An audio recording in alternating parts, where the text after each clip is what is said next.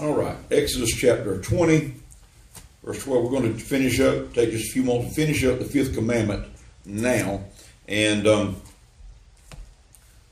let's see. We last left off reasons to honor your parents when we're talking about the 10 commandments, or the fifth commandment then.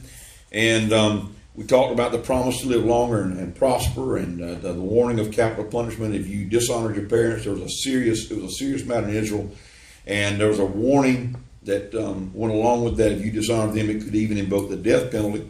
We talked about honoring parents as an expression of holy living and as part of a general respect for old age. Now, I do want to just recap one thing here right before we go into the 10 Commandments now. Jesus has some very startling things to say that appear to contradict the fifth commandment. And among them, he talked about hating your father or your mother in Luke chapter 14. And of course, every parent is horrified. Sometimes they're enraged, or sometimes they're very hurt to hear their child announce in a tense moment, "I hate you." Now, you didn't do that to Vermeil Parnell. If you didn't want to be found picking your teeth up, you know. Now, you might have said it under your breath, or she didn't know anything about it. But you know, kids do that, you know. But and it, you know, they don't really mean we know what we're talking about sometimes, depending on what age and everything. But it is a hurtful thing to hear a child of yours say that or intimate that. So, what did Jesus mean, and when he made that statement? And of course, that's one of the great questions over time. Well, you know, why would Jesus say to hate your parents and things like that? But again, we need to understand that he was emphasizing priorities and relationships. And the term hate, as he used it, is defined as a love less by comparison, or to love less by comparison. In other words, not actually hate them with a perfect passion, but to love them less than you love the Lord. And that was the idea behind that word and that phraseology in the Greek terminology at that time.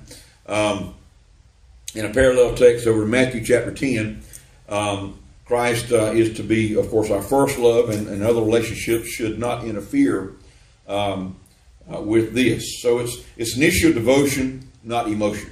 And we want to recap that for just a moment in case I didn't get all that in the last time, because I can't remember off the top of my head. But following Christ sometimes creates conflict from believing parents, and remaining faithful to Him can seem sometimes like hatred towards others.